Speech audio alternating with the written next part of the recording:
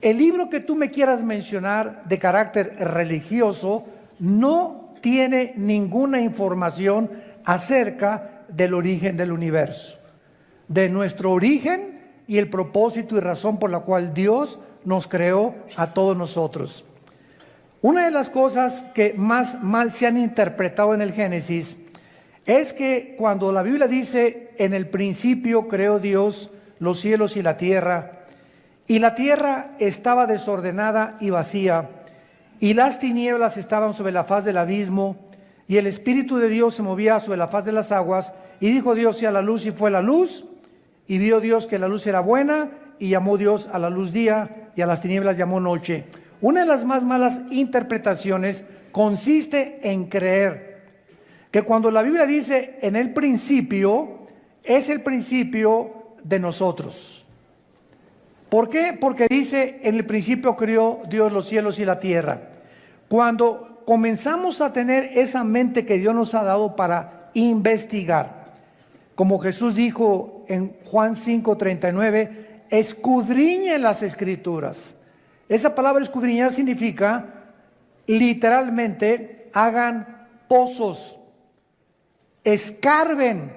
El petróleo no se encuentra a 1 metro de la superficie de la tierra, ni a 10 metros de la superficie de la tierra. El petróleo tiene que perforar muchos metros, hasta kilómetros, para que ese precioso líquido, como se le llama el oro negro, salga a la superficie.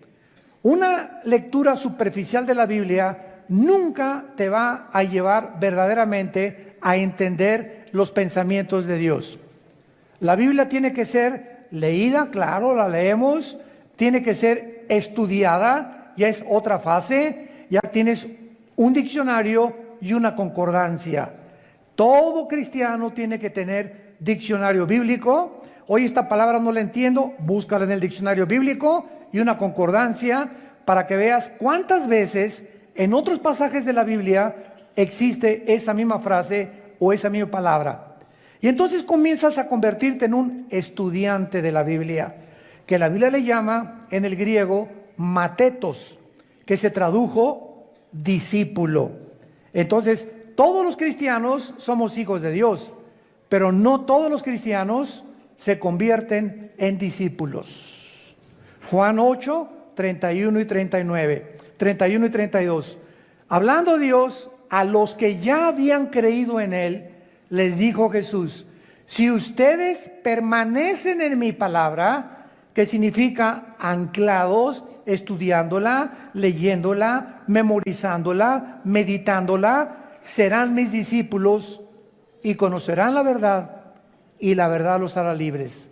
Esta es la razón por la cual encontramos cristianos de 5 años, de 10 años, que ya han ido a la iglesia, o 2, a 3, 4, a 5 iglesias, etcétera, etcétera, y permanecen igual que cuando hicieron la decisión de invitar a Cristo a sus vidas.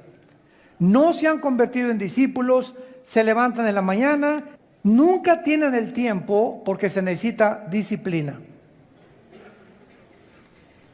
¿Me escucharon? Se necesita, para todo lo que hagas en la vida, se necesita disciplina. ¿Qué quiero ser futbolista? Ok, te vas a levantar de las 5 a las 7 de la mañana y te vas a ir a entrenar y a las 8 te vas a la escuela. Así te va a decir el entrenador. ¿Qué quiero ser karateca? Muy bien, vas al gimnasio y tienes que practicar 4 o 5 horas de karate. Yo recuerdo cuando alcancé la cinta negra en karate y en, ¿cómo se llama? En Kung Fu, cuando me dijo el maestro que si quería seguir adelante, le dije no tengo tiempo, sinceramente, porque ya me había convertido. Cuando quieres estudiar japonés, tienes que ir a un estudio, a una escuela, te dan tu libro, te dan tus exámenes y te pones a estudiar no solamente superficialmente, sino este signo es la A, este la B, este la C, pero necesito 1 hora diaria en mi vida para estudiar lo que yo quiero estudiar.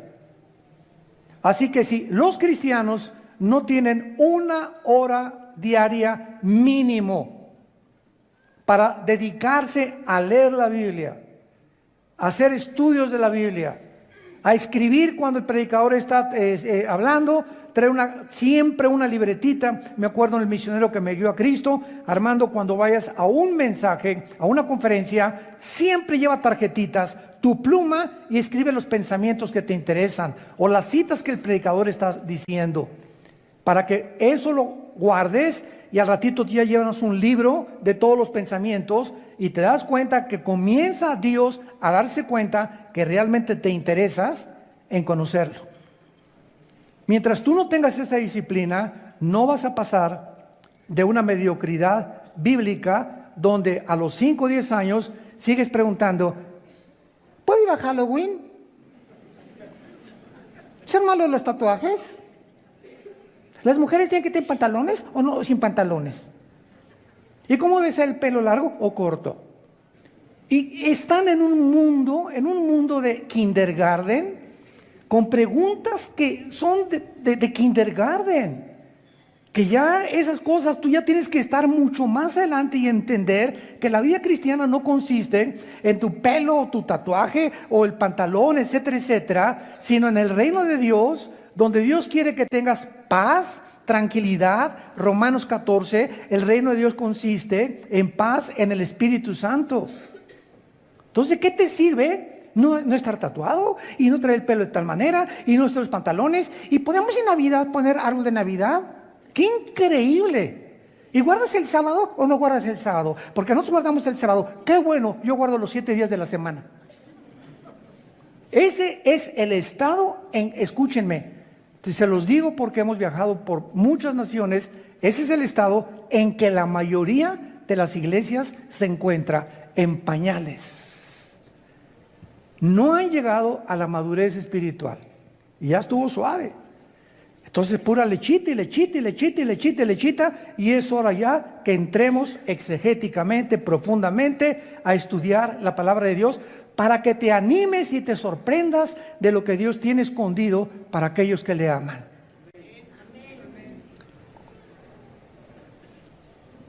Lo que encontramos en este primer versículo, en el principio creó Dios los cielos y la tierra, es la creación original antes de que Dios enviara el juicio sobre la creación angelical, la cual es insinuada y confirmada más adelante en el versículo 2.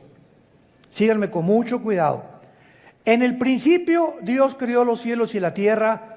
En este principio que Dios creó, pasaron millones de años,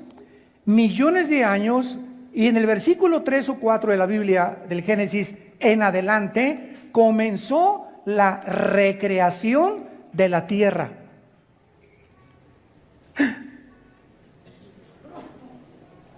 En el principio Dios creó los cielos y la tierra, y cuando Dios ya comienza con el primer día de la creación, antes de que Dios comenzara a transformar la tierra, el planeta Tierra, que tiene billones de años, y eso la geología y la astronomía y la arqueología lo han comprobado, que el planeta Tierra tiene por lo menos de 10 a 13 billones de años, pero el ser humano, tú y yo, no tenemos en este planeta más de 6,000 años.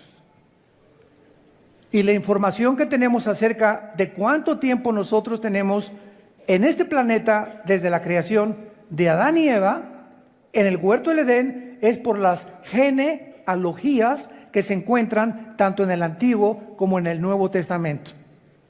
Las genealogías nos muestran a través de su estudio que no tenemos más de 6,000 años. Se compara con los 6 días de la creación, el séptimo Dios descansó, posiblemente en el séptimo milenio Dios venga y establezca su reino milenial, para que se cumpla lo que dice el Salmo y lo que dice Segunda de Pedro: para Dios un día es como 1,000 años, 1,000 años es como un día para Dios. Entonces vamos a regresarnos. Dios en el principio ¿de qué? Cuando la Biblia dice en el principio, es la creación del espacio, del tiempo y de la materia. ¿Ok? Y cuando dice Dios en el principio, es en el principio de la creación angelical, porque los ángeles Dice Job capítulo 38, del 4 al 7, apúntalo.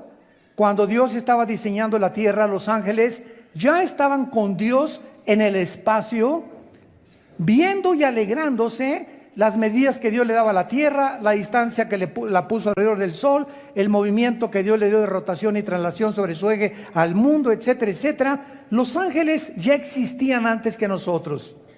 Y cuando Dios coloca en este planeta a la primer pareja humana, Adán y Eva, Satanás o Lucifer ya se encontraba en el huerto del Edén como una criatura caída.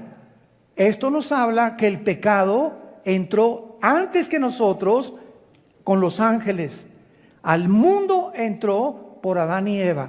Romanos 5:2. Pero antes de nosotros el pecado ya había entrado en el universo.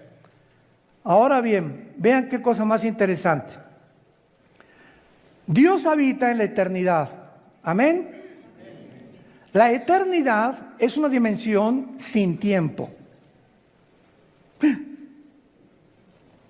En la eternidad solo existe el presente. Comienza el humo a salir de tus orejas. Vamos a zambullirnos unos 250 metros sobre la superficie del mar. Vamos a bucear. En la eternidad, Dios dijo en Éxodo 3, yo soy el que soy. O sea, yo soy el que siempre ha existido. Y Dios es el Dios de hoy, del presente. Entonces, en la eternidad no había espacio, en la eternidad no había tiempo, en la eternidad no había materia como la que conocemos nosotros en el universo cerrado en el que Dios creó. Muy bien, entonces Dios habitaba la eternidad y en esa eternidad Dios decidió crear un principio donde comenzó el tiempo, donde comenzó el espacio y donde comenzó la materia. Y nosotros nos encontramos precisamente desde la creación de los ángeles hasta que Jesucristo regrese en estas 4 dimensiones en las cuales Dios no habita. Y cuando Dios dice, voy a crear la materia, el espacio y el tiempo, y voy a crear criaturas, en ese momento Dios creó 3 cielos. Segunda de Corintios capítulo 12, versículo del 1 al 3. Existen 3 cielos de acuerdo a la Biblia. El primer cielo es de la atmósfera hacia nosotros. Se llama el hábitat de Satanás y sus ángeles. Efesios 2, del 1 al 3. A Satanás se le llama el príncipe de la potestad del aire. Y esa palabra aire en el griego es atmósfera. O sea, Satanás actúa de la atmósfera hacia abajo. Y de la atmósfera hacia abajo existe alrededor de la Tierra lo que se conoce como un circuito, ¿verdad?, de electromagnetismo. Y ese electromagnetismo que existe de la atmósfera, ya arriba de la atmósfera no hay electromagnetismo, el electromagnetismo rodea toda la Tierra, es lo que Dios hizo antes de colocarnos a nosotros para que la comunicación fuera hecha posible. O sea, ¿por qué me están escuchando ahorita ustedes? Tengo un aparato que se llama micrófono, que es transmitido a través de ondas, la luz es transmitida a través de ondas, etcétera, etcétera. Pero ustedes me pueden escuchar ahorita y esto que estoy hablando se puede grabar y se puede quedar en una cinta, ahí la voz pegada, gracias al espectro electromagnético que rodea la Tierra.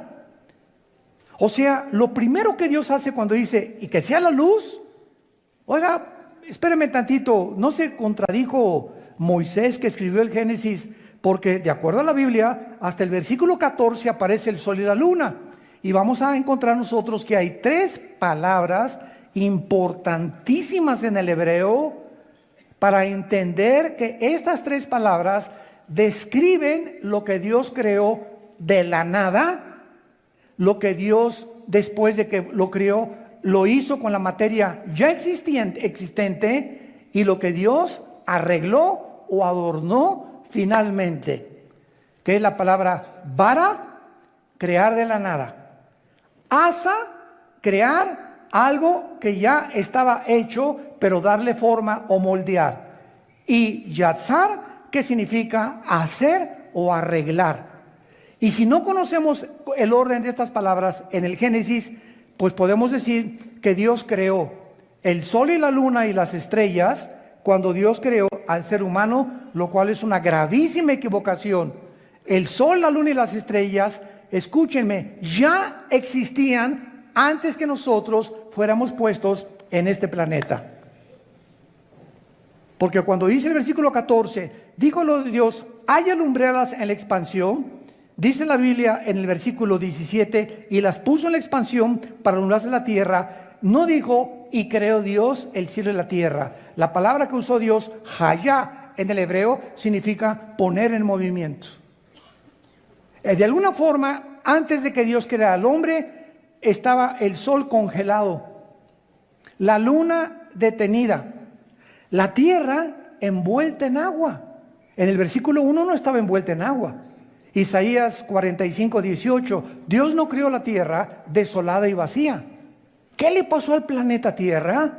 Entre el versículo 1 y el versículo 2, que se convirtió la tierra en una desolación, en un desierto, en una vaciedad, donde las tinieblas, Dios es luz y ninguna tinieblas hay en Él. Y Él no crea nada absolutamente más que a través de la luz.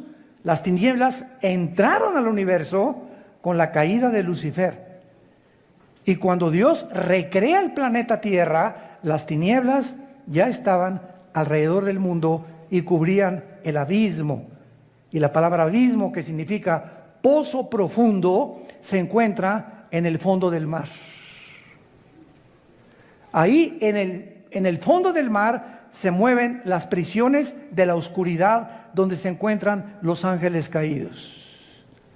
Cuando estudies Apocalipsis capítulo 9, vas a descubrir que en una de las trompetas, ahí junto al río Tigris y Éufrates, se encuentran 4 ángeles atados. ¿Qué angelitos tienen que ser para que estén atados? Que van a ser desatados en la gran tribulación. Entonces, cuando Dios dice que sea la luz, me estoy adelantando todo esto para darles un resumen. Cuando dice Dios que sea la luz, crea el espectro electromagnético, donde gracias al espectro electromagnético es posible la comunicación. Dios quiso que nosotros los seres humanos nos comunicáramos. Fue lo primero que hizo Dios, facilitar y preparar el mundo para la comunicación. Para tener comunicación con tu esposa, con tus hijos y con Él también. Porque a Dios le interesa tener contacto con nosotros. Tú te sales de la atmósfera y te vas, nos vamos a Marte, nos salimos de la atmósfera, y si yo te digo allá arriba, Pepe, no me escuchas, porque ya no viaja el sonido como viaja de la atmósfera hacia abajo. Entonces, al salir de la atmósfera, los astronautas necesitan trajes espaciales para comunicarse. En la Luna, imagínate a un astronauta que se quite el casco y el otro también, y le diga, hey, ¿me ves o me oyes? Nada, porque ya no viaja el sonido fuera de la atmósfera. Esto nos habla de un universo afinado, diseñado, preparado, como cuando una mujer está embarazada y va a tener un hijo. ¿Qué hace la mujer? Prepara los pañales, va a comprar una cunita para que cuando nazca este bebé ya tiene las mamilas, el bebé está ya en su cunita que lo está esperando, en sus pañalitos, en su colchita. La mamá prepara el medio ambiente para el bebé que acaba de nacer. Antes de que nosotros, Dios nos criara, nos preparó nuestra cuna, el planeta Tierra. Y lo adornó con puestas de sol, y con lagos, y con mares, y con árboles. Hizo manzanas, hizo uvas, hizo chabacanos, hizo nueces, hizo el agua, hizo ríos. Todo estaba listo en el 6º día, cuando Dios nos puso a nosotros en este planeta. Nada es coincidencia, y el orden que encontramos los 6 días de la creación nos hablan de cómo es posible que Moisés, que escribió los 5 libros de la Biblia que se llama la Torá o el Pentateuco, ¿quién le dijo a Moisés el orden que hasta el siglo pasado la ciencia comprobó que así tenía que ser? El ser humano no podía existir si antes no había plantas, con la fotosíntesis. El ser humano no podía existir si no había agua. El ser humano no podía existir si el sol no estuviera alumbrando, porque el sol es la fuente de la vida aquí en el planeta orgánica. El ser humano no podía existir sin que todas las cosas del orden en que se describe en el Génesis existieran antes que nosotros. Este orden no lo hizo Walter Mercado, ni los brujos, ni las personas que hacen limpias, ni las personas que están metidas en el ocultismo. Este orden lo hizo el Dios creador de los cielos y la tierra, que envió a su Hijo en una cruz hace 2000 años a morir por nosotros, y de quien en esta Navidad y todos los años celebramos. Los comercios se cierran, es una festividad secular, porque hasta los que no son cristianos van y celebran la Navidad. Hasta los ateos tienen vacaciones. Muy bien. Con estos puntos, dice la Biblia en el versículo 2, entonces es claro que muchas personas enseñan el Génesis como que es la continuación del versículo 2, pero vamos otra vez a leer el primero y el segundo versículo. En el principio creó Dios los cielos y la tierra, y la tierra estaba desordenada y vacía, y las tinieblas, dice la Biblia, estaban sobre la faz del abismo. Ahora, muy bien, esta condición en la que la Biblia muestra la tierra en el versículo 2 no se encontraba así en el principio. ¿Cómo lo sabemos? El profeta Isaías, en el capítulo 45, versículo 18, nos lo dice. Isaías 45, 18, porque así dijo Jehová, que creó, esta palabra crear, vara con B de burro, es crear de la nada, de ningún material, de ningún átomo, de ningún protón existente, de lo que no existía. Dios al principio creó los cielos y la tierra de la nada. Y aquí en Isaías 45, 18 dice, así dijo Jehová, que creó, vara puso Isaías en el original, que creó los cielos, confirmando Génesis 1:1. Él es Dios el que formó Yatzar. Velo apuntando en tu Biblia. Allá no se usa vara. Después de haber creado el universo, Dios comienza a darle forma, a moldearlo. Es lo que se llama formar. El que formó la tierra, el que la hizo y la compuso. Compuso es ya asa. Es la tercera palabra hebrea que tenemos que estudiar, porque ya significa arreglar. Tú vas a Liverpool y compras un regalo, y compras unos guantes. Ya tienes los guantes. Ahora le dice a la muchacha, ¿me los podría usted envolver para regalo? Entonces los guantes ya existen, los pones en una cajita y les pones una caja y después un moño, que a los hombres no nos interesa con moño o sin moño. Se los repetimos, mujeres. Las mujeres, verás, son detallistas y se esmeran y le ponen a cositas así, y nosotros llegamos y ¡prum!, rompemos todo. Oye, ¿qué te gustó el moño? ¿Cuál moño? Ni siquiera me fijé en el moño que traía, ni en el color que traía. Así somos los hombres, ¿no? No somos tan observadores como ustedes. Entonces, cuando ya ese regalo se adorna, es lo que significa la palabra atza. Entonces, cuando ya Dios hizo la tierra y el universo, Dios la comenzó a adornar la tierra, y nos levantamos en la mañana y tenemos una puesta de sol impresionante, la cantidad de hidrógeno mezclado con oxígeno para respirar. Ahorita tú respiras y yo respiro porque hay una combinación perfecta de hidrógeno con oxígeno y otros gases en lo que llamamos la atmósfera terrestre. Salimos de la atmósfera, te mueres, porque esa combinación no existe fuera de la atmósfera terrestre. Dios preparó, Dios arregló todo para que nosotros pudiéramos conocer a Dios. Y dicen Romanos capítulo 1, porque lo que Dios se conoce les es manifiesto, pues Dios se los manifestó. Porque el eterno poder y deidad de Dios se hace visible claramente desde la creación, siendo entendido esto por medio de las cosas hechas, de manera que no tienen excusa, dice Dios. Oye, hermano, ¿y qué de los salvajes y de las tribus que nunca conocieron la Biblia y nunca conocieron a Dios? no importa el estado en que se encuentre una civilización, los cielos cuentan su gloria, y precisamente por saber, porque traemos la eternidad, Eclesiastés 3:11, Dios puso la eternidad en el corazón humano. Por traer la eternidad, no importa los salvajes o la cultura que existan, algo nos dice que hay algo que está fuera de nosotros, que trasciende nuestra humanidad. Y entonces los salvajes hacen un árbol, o le llaman espíritus a los árboles o a las ramas, o agarran un tronco y forman una imagen de un Dios y se inclinan ante la obra de sus manos. Como decía el fundador del psicoanálisis, Sigmund Freud, el hombre es incorregiblemente religioso. Una tendencia que ningún sociólogo, psicólogo ni historiador ha podido explicar. ¿Por qué el hombre, a través de los 6,000 años que tenemos, de alguna forma estamos buscando algo o alguien a quien adorar? Porque traemos la eternidad. Algo nos dice que hay algo más de nosotros.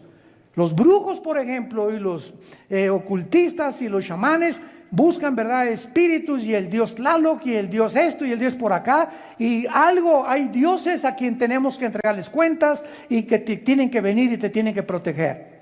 Hasta los mismos brujos, los Cherokees, los Sioux, los Cheyennes, las tribus que poblaron originales Estados Unidos de Norteamérica, todas esas tribus eran espiritistas. Los aztecas, ¿qué hacían? Nuestros antepasados en la Gran Tenochtitlan agarraban a las personas, las ponían en un altar y les sacaban el corazón. ¿Por qué? Porque creían que ese corazón, ¿quiénes lo iban a agradar? Los dioses. El dios Tlaloc, y los dioses de la luna, y los dioses del agua. Los griegos, el dios Zeus. Y eran inteligentísimos los griegos, con una cultura impresionante y con una filosofía y una lógica increíble. Pero ellos creían en dioses poderosos que de alguna manera tenían relación con los seres humanos. Nunca ha habido una civilización, ninguna historia, donde el ser humano no esté buscando a quien adorar. Quien puso eso, nunca he visto yo a los conejos hincarse y levantar las patitas y alabar a Dios. Los changos tampoco, ni los perros tampoco, ni los orangutanes, menos los hipopótamos. Nunca veo un hipopótamo que diga, alaba a Dios.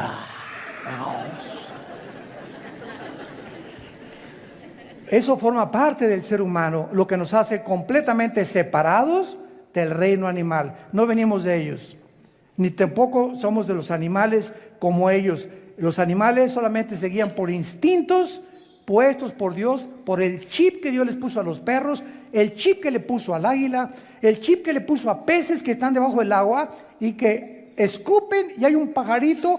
Y el pez, qué impresionante su oftalmología que tiene el pez, que calcula que salga el chisguete y le haga una curva y le pegue al pez. ¿Quién puso esa visión que no la tienen las ballenas ni los delfines? ¿Quién le dio ese cuello a la jirafa para que se adapte y coma de las partes más altas de los árboles? ¿Quién les puso a las cabras las uñas que tienen especiales para sobrevivir en las alturas de las montañas? ¿Quién le dio la vista al águila de 7, 8 kilómetros de distancia, que puede ver un pez bajar y llevárselo? Ninguna otra ave lo tiene. Por favor, no me digas que venimos de chita. Es la irracionalidad más grande a la que el ser humano ha llegado. Compararnos con los animales, creer que venimos los animales y peor aún, seguirlo enseñándolo a nuestros hijos en las universidades. Y lo dice este libro en Romanos 1, 22 y 23. Profesando ser sabios, se hicieron necios. Profesando ser intelectuales e inteligentes, ya no saben ni lo que dicen. Cuando va contra la razón, contra la genética, contra la biología y contra las propias leyes de la física. Pero así es el hombre de soberbio y de orgulloso en sus postulaciones filosóficas. Muy bien.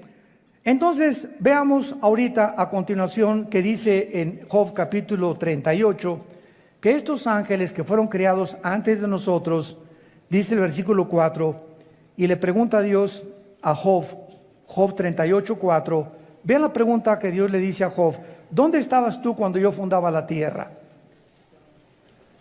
¿Hay alguien que pueda contestar eso? Nadie. ¿Cuál es la respuesta? No sé, porque no había nacido. ¿Ok? No sé porque no había nacido. Ningún ser humano estaba vivo cuando Dios creó el universo. Conclusión: el ser humano jamás podrá saber cómo fue creado el universo si Dios no nos los revela y nos los deja escrito en un libro que se llama la Biblia. Si no tuviéramos la Biblia, no sabríamos de dónde venimos ni cómo fue creado el universo. Pero al tener la Biblia nos damos cuenta que Dios nos ama, nos quiere dirigir, nos quiere comunicar y darnos información, quiere que conozcamos la verdad y nos quiere sacar de la oscuridad en la que nacimos. Porque el mundo está oscuro y hoy está más oscuro que nunca. Porque esta es la verdad.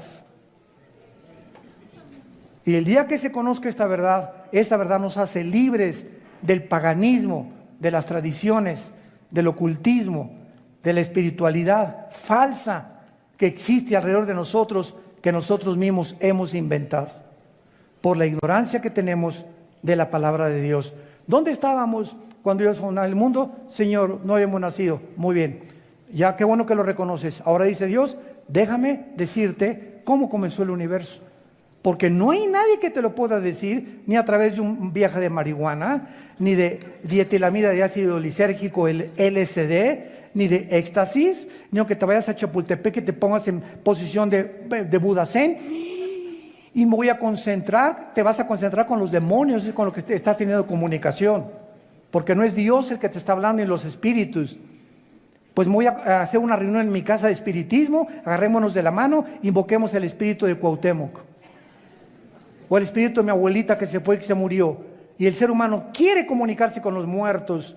La Biblia en Deuteronomio 18, del 10 al 12, condena el espiritismo, la magia, la brujería, la comunicación y los chamanes. Y dice que pertenecen al reino de Satanás. Es el mundo oculto que trata de penetrar lo invisible a través de medios ilícitos, porque Satanás nos quiere desviar de la verdad para que no encontremos en la Biblia la verdadera revelación de Dios. ¿Dónde estabas tú cuando fundaba la tierra? Dice Dios: házmelo saber si tienes inteligencia. Y aquí no se trata ya ni de inteligencia, ni de cuán sabio tengas, ni cuántos doctorados en historia tengas, ni cuántos PhD en filosofía tengas, etcétera, etcétera, ni en ciencias políticas. Aquí se trata de revelación. O sea, por nuestras capacidades intelectuales nunca vamos a poder conocer a Dios. Ni qué pasó en el origen, ni quiénes somos, ni hacia dónde se dirige tu vida y el mundo entero.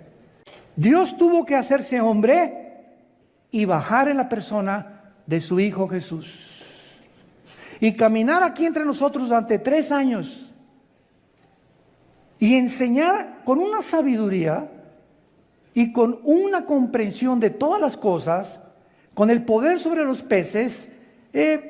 Jesús le dice: Pedro, tenemos que pagar impuestos, ve a tal parte en el río y mete la mano y un pez te va a entregar un dracma y con eso paga los impuestos. Los peces estaban bajo el control de Jesús. Señor, no hemos pescado en toda la noche, ¿qué haremos? Vengan conmigo, avienten las redes. Y por la orden de Jesús se llenaron sus redes. Jesús venía a enseñarnos el control sobre la naturaleza que tiene Dios. Sanó a los enfermos, sacó a los demonios, confrontó a estas entidades espirituales. A un muerto, a Lázaro: Lázaro, levántate. Tenía 3 días en que ya la sangre no le circulaba. Ya estaba en un estado de putrefacción Lázaro. 3 días ya hedía, apestaba. Donde el cerebro a los 10 minutos deja de funcionar cuando alguien se muere. Y comienza todo nuestro cuerpo a deteriorarse. Y cuando oyó la voz de Jesús: Lázaro está enterrado, el espíritu, como somos espíritus, se sale cuando morimos y el espíritu no fue a Dios. Ahí se quedó el espíritu de Lázaro 3 días en estado de stand-by, como decimos, y cuando oyó la voz de Jesús, Lázaro regresa, el espíritu regresa a Lázaro, se mete dentro de su cuerpo. Dice Santiago que el cuerpo sin el espíritu está muerto. El que le da vida a nuestro cuerpo es el espíritu. Y al entrar el espíritu a Lázaro, Lázaro vuelve otra vez a circular su sangre, a sus neuronas de su cerebro, a funcionar, y sale vendado de la tumba completamente vivo, como si nunca hubiera muerto, porque Jesús dijo: yo soy la resurrección y la vida. Y si ese hombre lo levantó de los muertos, viene la hora en que a ti también, y a ti también, y a ti también, y a ti también, los levantaré de los muertos y volverán a vivir conmigo.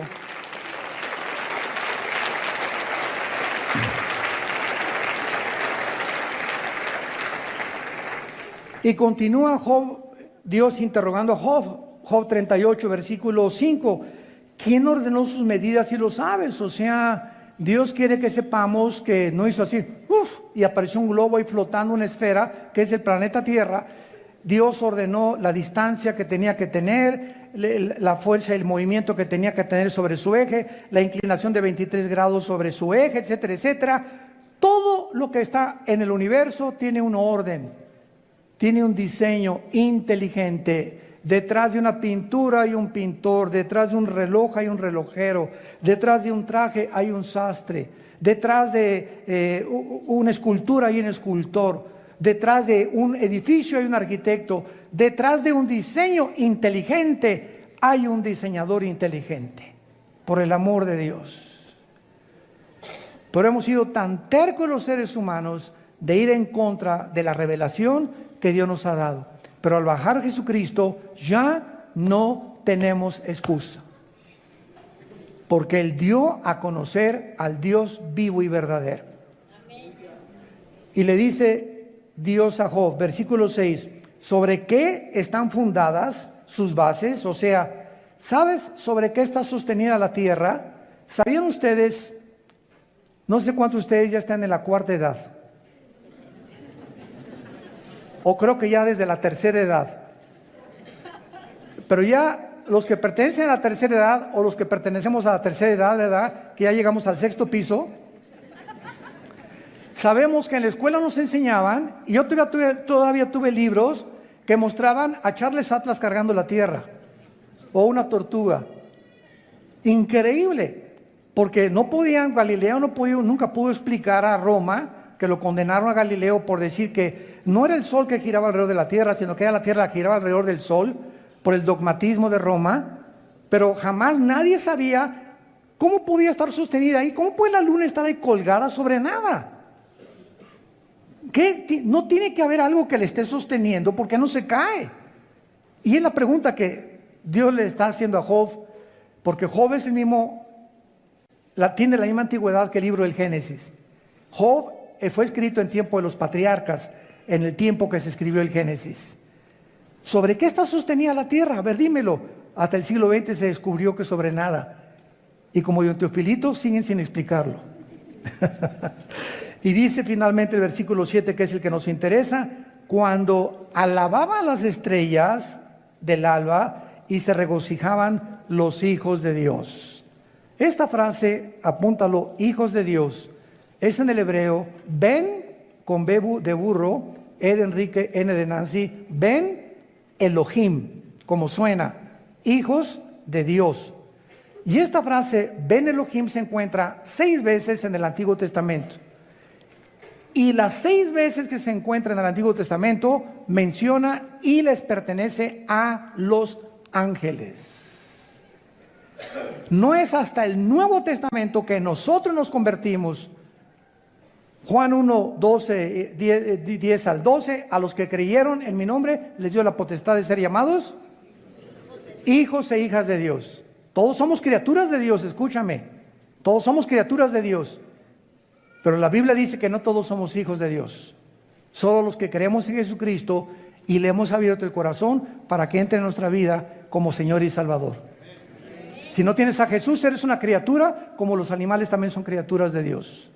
Pero no conoces a Dios, vives en tinieblas, naciste en tinieblas y vas a regresar al pozo de las tinieblas, sin haber descubierto jamás el propósito y el significado de tu vida.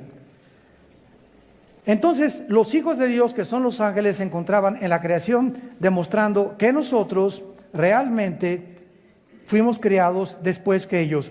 Vayamos ahora a Ezequiel capítulo 28 y veamos, esto es muy interesante, que Lucifer, ese querubín que aparece en la Biblia como un ángel caído,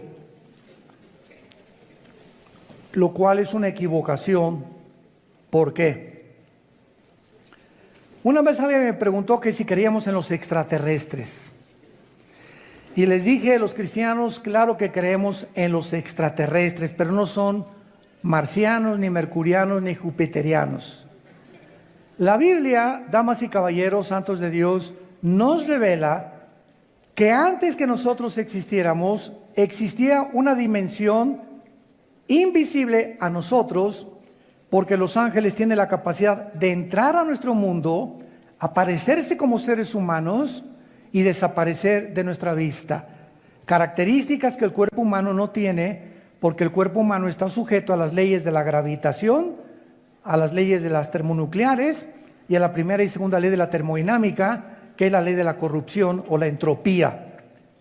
Entonces la Biblia menciona que hay serafines, Isaías capítulo 6, que están arriba en el tercer cielo que Dios creó del trono de Dios. En segundo lugar, Dios nos muestra que mencionó querubines. La palabra querubín en el hebreo significa los que arden. O sea, no son ángeles, vamos a explicarlo. Los serafines no son ángeles, los querubines están a los lados de Dios. Cuando Dios le dijo a Moisés que hiciera el arca, ¿se acuerdan del tabernáculo?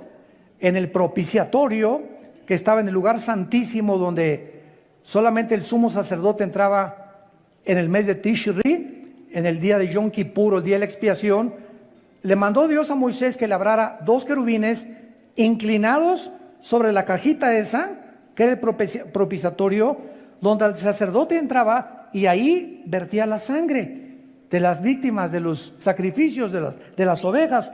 Y los querubines estaban arriba vigilando o puestos los ojos así con sus alas sobre el propiciatorio, mostrándonos que los querubines son los que protegen la santidad de Dios. Porque dentro de la cajita había 3 objetos. Hebreos capítulo 9.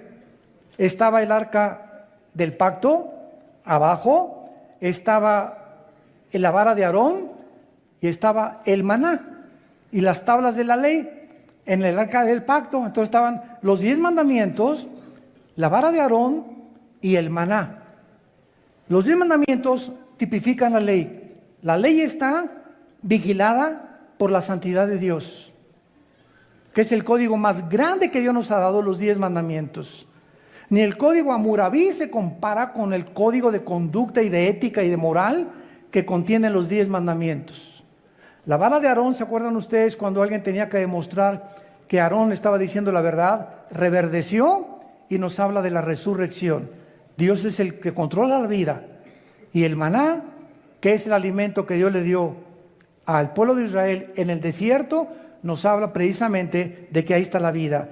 Dios cuida la vida, cuida sus leyes y cuida sus mandamientos, protegido por los querubines. Cuando Dios sacó a Adán y Eva del huerto del Edén, Génesis capítulo 3, ¿se acuerdan que Dios puso en la entrada del huerto a quién? No, ángeles no. Vamos a ver ahorita la diferencia entre los ángeles y los querubines. Puso querubines con una espada encendida para que el hombre no regresara a comer del árbol de la vida. Escuchen esto. Y dice Génesis 3, si Adán y Eva hubieran regresado al huerto del Edén y un querubín no les dice, aquí no vuelven a entrar jamás, el hombre en la misericordia de Dios los protegió, que si comían del árbol de la vida iban a vivir eternamente en pecado. Entonces, para que el hombre tuviera la oportunidad de ser rehabilitado, Dios puso el querubín con la espada, que significa la justicia de Dios. El querubín representa la santidad de Dios. Dios está diciendo: nadie puede regresar conmigo a tener comunión hasta que la justicia y la santidad se cumplan. Y como no hay ningún ser humano que hubiéramos podido cumplir esa justicia de Dios por el pecado que vivimos, ni la santidad de Dios, nadie, hasta Abraham, David, ningún hombre en la Biblia fue impecable ni sin pecado. El único hombre sin pecado es Jesús. Dios mandó a Jesús a cumplir esa justicia y esa santidad. Y cuando tienes a Jesús, te dice: acompáñame, y regresamos al huerto del Edén con Él, al paraíso que Dios tiene preparado para todos nosotros. Jesús es el único, dijo: nadie va al Padre si no es a través de mí. No podemos regresar ninguno a Dios si antes Jesucristo no nos lleva de la mano ante su Padre. Amén. Y tenemos el privilegio de hincarnos y decirle: Padre nuestro que estás en los cielos. Y Jesús dijo: cuando oren, aquí se va a denotar quién es cristiano. Siempre que oren, oren en mi nombre. Nunca ores ni termines una oración y no digas en el nombre de Jesús, porque no tenemos el derecho de presentarnos ante Dios en nuestro propio nombre. Venimos en el nombre de Jesús. Jesús nos lleva de la mano a Dios y le dice a su Padre: aquí está Armando, aquí está Chencho, aquí está Chencha. Y ya podemos presentarnos y el Padre nos recibe por lo que Él hizo en nuestro lugar en esa cruz. No llegues a tus propios méritos: Señor, hice 2 orfanatorios. Y mira, con las pencas de nopales, mira cuánta sangre tengo, Señor, mira. Mira, Señor, tengo caminando 2 kilómetros, mira mis rodillas ensangrentadas. ¿Por qué hacemos todas estas cosas? Por la ignorancia de la Biblia. Queremos llegar a Dios en nuestros propios méritos, a través de nuestros sacrificios, para que Dios: mira, ya, compadécete de mí, Señor, mira mis rodillas ensangrentadas, mira, me vine desde hace 20 kilómetros caminando en rodillas, cargando esta estatua, etcétera, etcétera. Todo esto la Biblia le llama paganismo. Y Dios nos sacó de ahí para que ayudemos a esa gente a conocer la verdad. Dios no se agrada de sacrificios ni de peregrinaciones. Todo lo hizo Él en la cruz por nosotros. Las religiones están buscando qué hacer para Dios.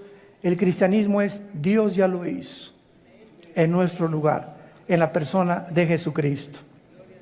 En Ezequiel 28 encontramos la creación de Lucifer. Para terminar, los querubines y los serafines habitan en el cielo. Lucifer era un querubín. Y cuando oímos la palabra ángeles, apúntalo en el hebreo, es la palabra malak, con K al final, angelus en el griego. Y la palabra, tanto hebrea como griego, para ángel es mensajero. Entonces, los querubines no bajan a la tierra. Los serafines están en el cielo. Los ángeles son otra entidad, otras criaturas que Dios creó con el único propósito de bajar a nuestro planeta. Y cuando Jesús estaba en el huerto de Getsemaní, bajaron los ángeles, le fortalecieron. Cuando Dios en Génesis 18 se apareció a Abraham, 2 ángeles en forma humana comieron con Abraham y con Sara y con Dios en forma humana. Y dice Hebreos 13:4 que cuando nosotros hospedamos a alguien, podemos hospedar ángeles. Y te puedes encontrar en la calle o en el centro comercial ángeles sin que tú sepas, porque todos tienen forma humana. El único querubín que Dios le permitió a Dios bajar a la tierra, y necesita Él a los demonios, que los demonios tampoco son ángeles, son otras criaturas espirituales caídas. Vamos a hablar de eso después. Le permitió a Satanás llegar a la tierra y convertirse en el príncipe de los ángeles caídos, no de los querubines. Entonces tenemos que aprender a diferenciar los términos para conocer bien la Biblia. Dice Ezequiel 28, versículo 12: Hijo de hombre, levanta endechas sobre el rey de Tiro y dile así: ha dicho Jehová el Señor, tú eras el sello de la perfección, lleno de sabiduría y acabado de hermosura. En Edén, en el huerto de Dios estuviste. Lucifer fue creado en el mismo lugar donde fue colocado y donde fue creado Adán y Eva. O sea, ese huerto ya existía antes y solamente fue renovado, pero vamos a ver que cuando Lucifer habitaba en el huerto de Dios, no era el huerto como el de Adán y Eva. El huerto de Lucifer era de piedras preciosas, estaba lleno de metales, y el huerto de Adán y Eva era de vegetación, de frutas y de árboles.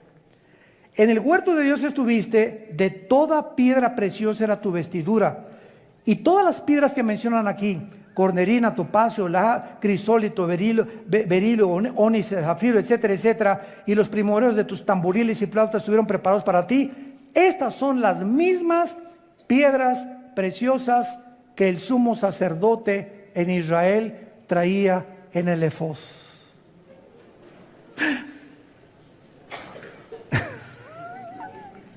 Cuando comenzamos a conectar las piezas de la Biblia y hacemos el rompecabezas, comenzamos a tener descubrimientos impresionantes. Estas mismas piedras que tenía Satanás en sus vestiduras son las mismas piedras, eran 4 piedras y 4 piedras en Éxodo, 12 piedras que el sacerdote tenía aquí, y al entrar al lugar santísimo representaban a las 12 tribus de Israel. Cuando el sumo sacerdote entraba al lugar santísimo con el efod, le estaba diciendo a Dios: vengo en representación de las 12 tribus de Israel. Ellas no pueden entrar donde yo puedo entrar. Solo yo, el sumo sacerdote, representando a Cristo que iba a venir después, puedo representar a los seres humanos. Y actualmente el sacerdote, desgraciadamente, de la Iglesia Católica dice lo mismo, que Él nos representa ante Dios, porque nosotros somos los portadores del Evangelio de la gracia de Dios. Te damos gracias, Señor, por tu palabra en esta tarde. Vídanos en la historia de la iglesia cristiana. Muchas veces vamos al seminario y nos enseñan algunas cosas superficiales de la iglesia, pero cuando nosotros nos adentremos a continuación en esta información bíblica e histórica, vamos a tener armas para poder realmente entender qué es el cristianismo y la responsabilidad tan grande que tenemos de continuar lo que los cristianos en la iglesia primitiva iniciaron. La iglesia cristiana, como todos sabemos, tiene sus raíces en el judaísmo. No que el judaísmo sea la iglesia cristiana, sino que Cristo fue judío y los primeros apóstoles fueron judíos. Y Pablo manda en Romanos predicar primero a los judíos y después a los gentiles. Entonces Dios escoge en Israel a un hombre para que a través de este hombre, Jesucristo, pudiera venir la redención del mundo. Podríamos preguntar: ¿y por qué no fue en España? ¿Por qué no fue en Italia? ¿Por qué si hubiera sido en Italia los franceses hubieran hecho? ¿Por qué no en Francia? La cuestión es que Dios en su soberanía escoge a un hombre, bueno, Abraham y todos los que vienen de Israel, para poder traer la Biblia y traer el Salvador al mundo. Los primeros cristianos fueron judíos, y cuando los primeros cristianos comenzaron a predicar el Evangelio, se enfrentaron con un caos teológico que lo narra el libro de los Hechos. El libro de los Hechos no es un libro doctrinal, es un libro histórico que narra la transición del judaísmo al cristianismo.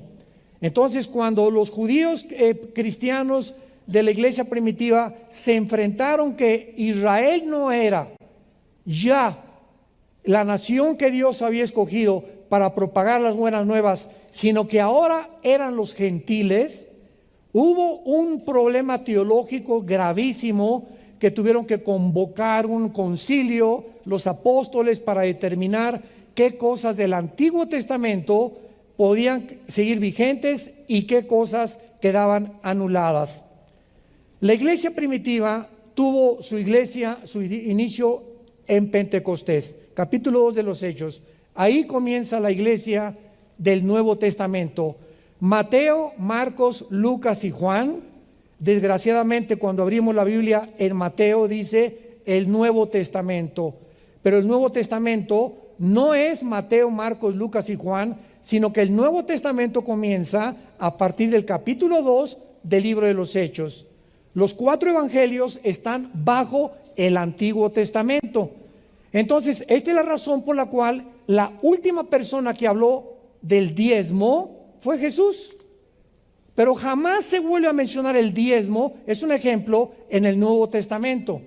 ¿Por qué? Porque bajo el Antiguo Testamento era indefectiblemente diezmarás, era obligación. Pero cuando venimos al Nuevo Testamento, quedamos bajo la ley de la libertad. La ley de la libertad y del Espíritu en Cristo Jesús. Romanos 8, 2 y 3. Entonces ahora ya no damos por fuerza, ya no es obligatorio. 1 Corintios 16 del 1 al 2. Ahora cada quien dé como propuso en su corazón.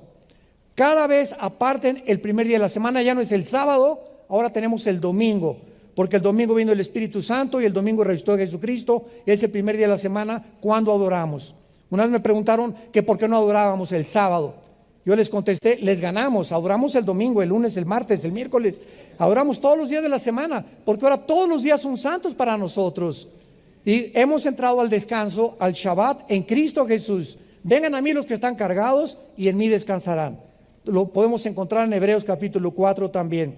Entonces todos estos cambios radicales que hubo, es importante comprenderlos para no regresarnos a la ley. Todo Gálatas fue escrito para combatir a los legalistas. Y decíamos en la mañana, ahora hay iglesias que si pones árbol de Navidad no le va a agradar a Dios. Y si te pones un tatuaje no le va a agradar a Dios. Y las mujeres, ¿qué tipo de pantalones deben de ser? ¿El pelo cómo debe ser? ¿Cortito o muy largo? Y estamos en un mundo de corintios. Así como la iglesia de Corinto, que eran bebés en Cristo y que seguían creyendo que la vida cristiana se vive a través de lo que haces o lo que aparentas o cómo te vistes. Y aunque es importante, claro, vestirnos bien, etcétera, etcétera, Dios ve el corazón. Entonces Dios en Navidad no ve Dios si pusiste árbol. A ver, por favor, los que pongan árbol les pones una tacha, y a los que no pusieron árbol les pones una palomita. ¿Se imagina que Dios nos juzgara y nos calificara de esa manera? Cuando Dios se asoma a vernos a nosotros, el reino de Dios consiste en gozo y paz en el Espíritu Santo. ¿De qué te sirve no poner árbol? No puse árbol y tienes la cara de nuez, amargada. Y cuando llegamos a Navidad, mi esposa pone un árbol precioso y cantamos Jingle Bells y Noche de Paz y estamos contentos y aprovechamos, aunque Cristo no nació el 24, lo aprovechamos para dar testimonio de Jesús. Entonces tenemos que entender ya qué es el cristianismo y salir y romper todas estas cosas que nos encarcelan y que nos atan y que nos hacen vivir bajo la ley. Cuando los cristianos comenzaron a predicar el evangelio, comenzó la persecución. Y gracias a la persecución, dice Romanos 8, 4, que comenzó a propagarse el evangelio por todas partes del mundo. Los cristianos fueron llamados por primera vez en Hechos 11:26 en Antioquía cristianos. Ahora, ¿qué cosa es un cristiano y qué diferencia hay entre un cristiano y un religioso? La palabra religión viene de la palabra latín volver, ligos, ligar. Entonces, una persona religiosa es una persona que está tratando, volviendo otra vez a ligarse con una deidad o con una fuerza invisible o con el poder, porque siente una conciencia culpable y porque traemos la eternidad en el corazón. Y esa es la religiosidad. Y todas las religiones, sin ninguna excepción, enseñan dos factores comunes denominadores. Todas las religiones, la que tú me quieras enseñar, predican la salvación por las obras y por los sacrificios. Tienes que hacer algo para que Dios te acepte. Tienes que portarte bien para que no te vayas al infierno. Y venimos al cristianismo y contiene un mensaje que no es humano y se llama evangelio, las buenas noticias, evangelio en el griego. ¿Y cuáles son las buenas noticias? Que Dios le dice al mundo: no tienen ustedes que hacer nada. Eres homosexual, eres lesbiana, borracho, has abortado 10 veces, te dicen el Chapo de Toluca. No me importa, dice Dios, cuántos pecados, escuchen todos, tienen ustedes. Vengan a la cruz. El evangelio no es que tú sabes que primero tengo que dejar el homosexualismo, si no Dios no me acepta. Y pues primero voy a tener que dejar a mi amante, o voy a tener que dejar primero ya perdonar para poder realmente me acepte Dios. Y siempre estamos poniendo condiciones para que nos acepte, y el mensaje es: ven cómo estás. Con la única condición que te arrepientas de tus pecados. Que le digas en esta tarde: Señor, estoy mal, reconozco que no puedo seguir negando mi sexualidad, no puedo seguir con esta amante, no puedo seguir acostándome con mi novia, no puedo seguir robando. Señor, reconozco, soy pecador, ten de mí misericordia. Y en ese momento Él nos da el poder para poder cambiar. Si pudiéramos cambiar por nosotros mismos, ¿para qué la cruz? ¿Para qué murió Cristo? Fue el desperdicio más grande de la historia. Nos hubiera Dios dicho: pórtense bien, todas las religiones llevan a Dios y hagan lo mejor posible y nos vemos en el cielo. Pero el mensaje de Dios es: sin derramamiento de sangre no hay perdón de pecados. Es a través de la cruz que Él escogió que pudiéramos tú y yo ser reconciliados, como lo acaba de mencionar el hermano Gerace en su magnífica conferencia que nos acaba de brindar. Muy bien, la palabra cristiano se forma de 2 palabras: Christos, ungido. Anos en el griego, pequeño. ¿Quién es un cristiano? Un ungido pequeño.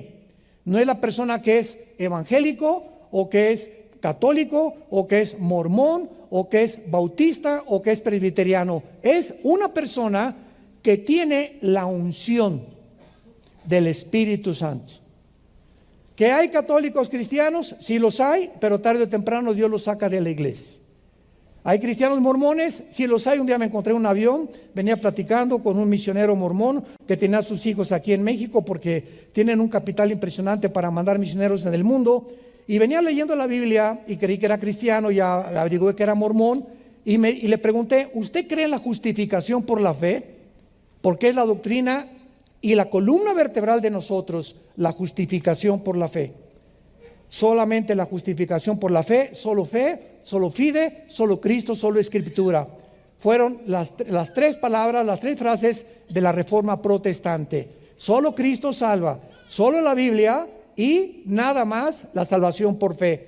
Y me contestó este mormón que él creía en la justificación por la fe. Yo me quedé asombrado.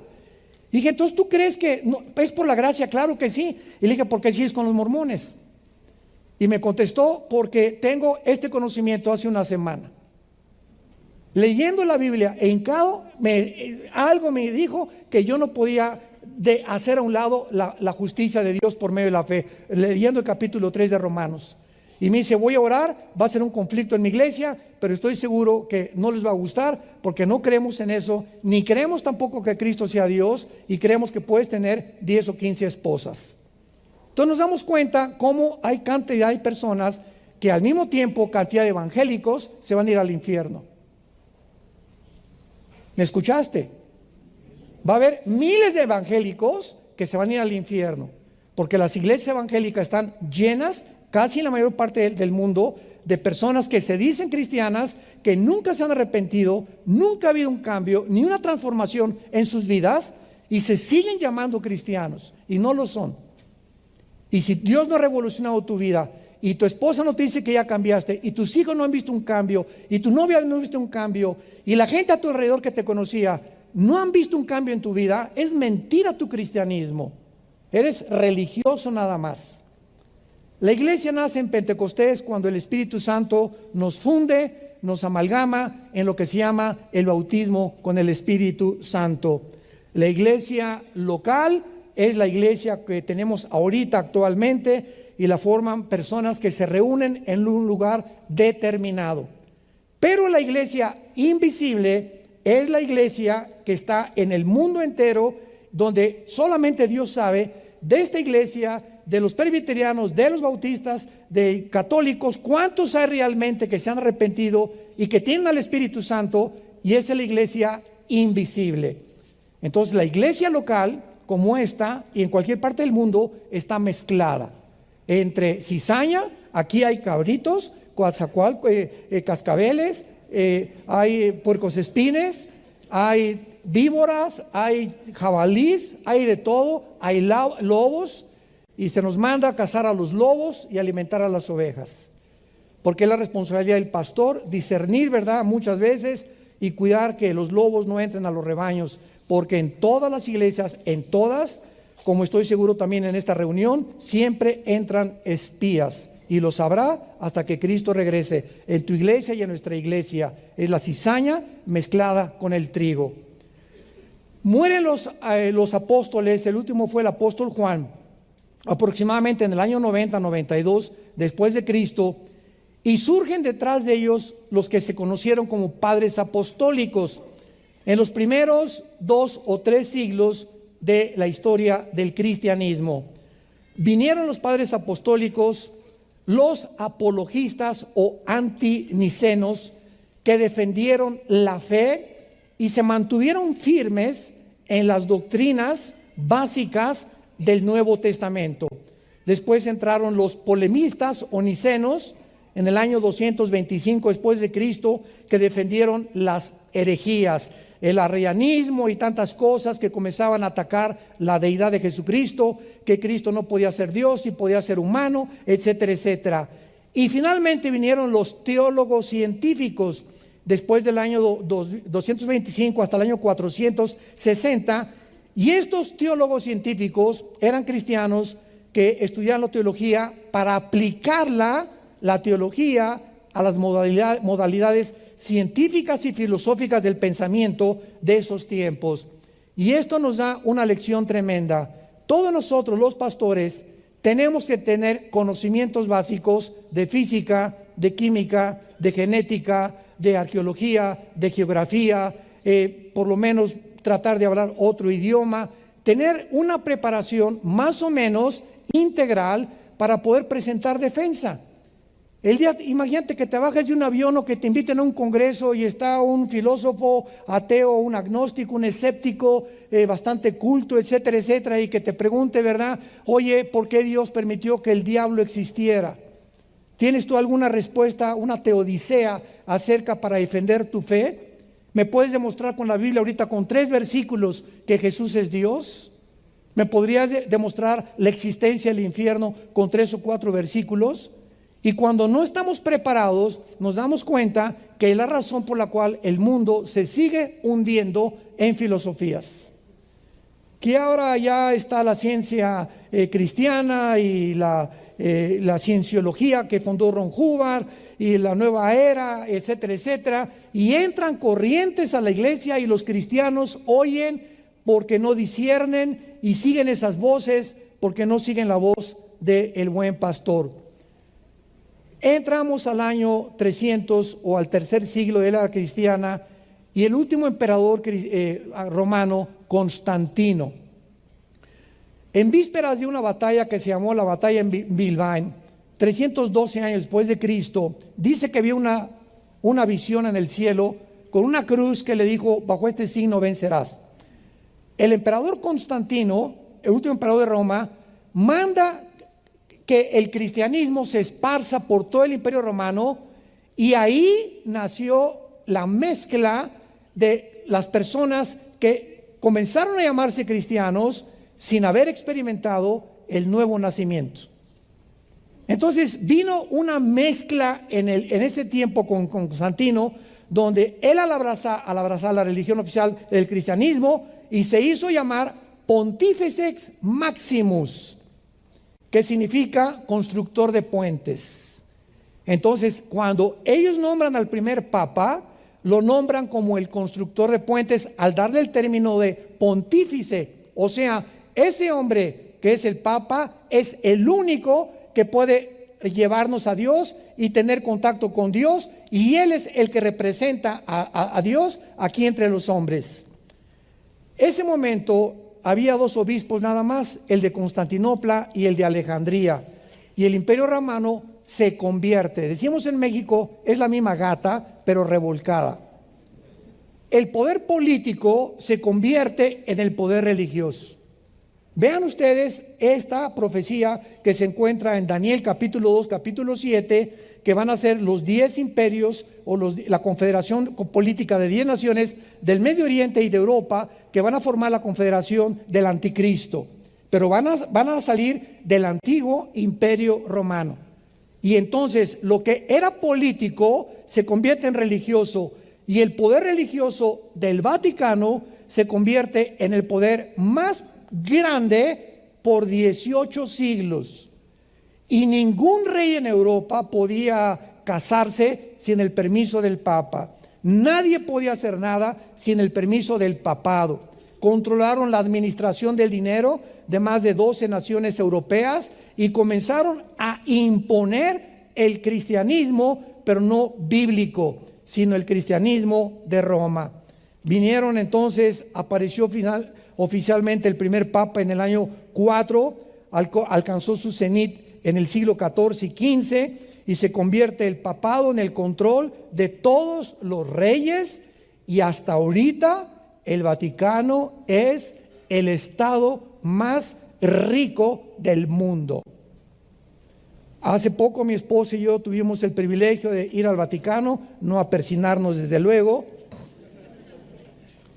Y cuando esa época que vino mi esposa al Vaticano, había una puerta que decía que en ese día los que atravesaron la puerta y entraron al Vaticano, sus pecados eran perdonados.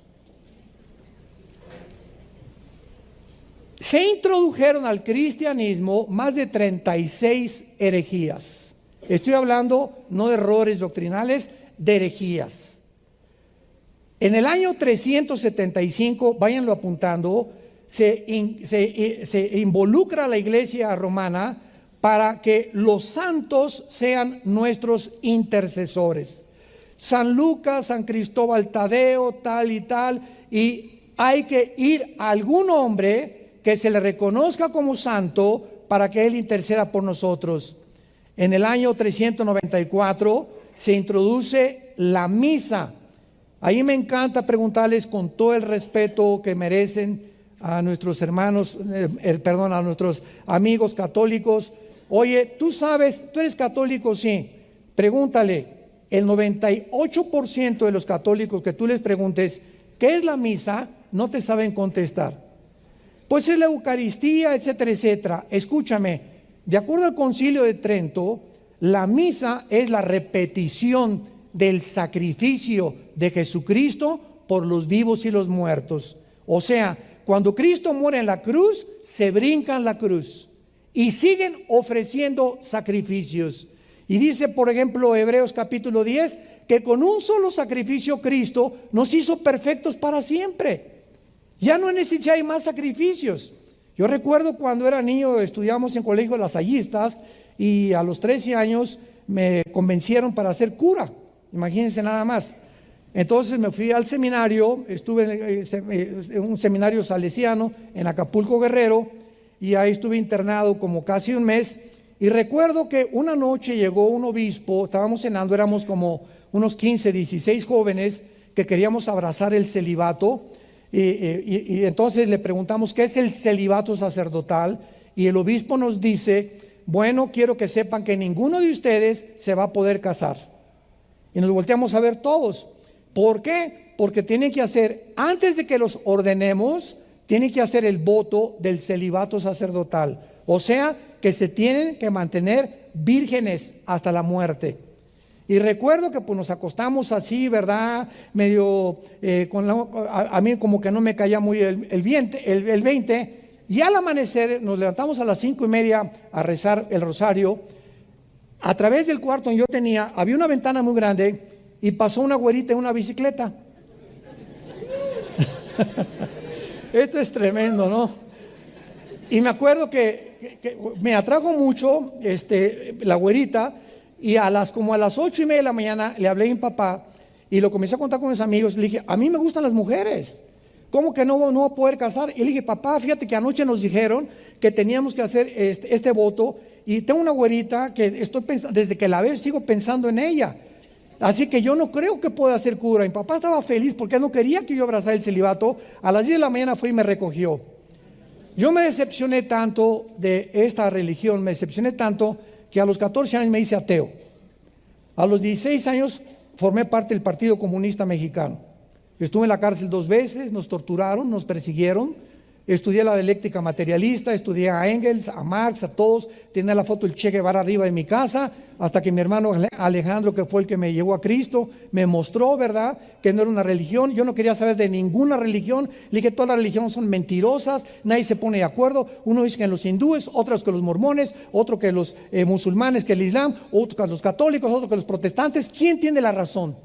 Y mi hermano me dijo, nadie la tiene la razón, créele a Jesús. Te vengo a presentar un hombre que murió en una cruz, fue enterrado y resucitado a los 3 días. Créele a él. Fue el mensaje que le dio a la mujer samaritana.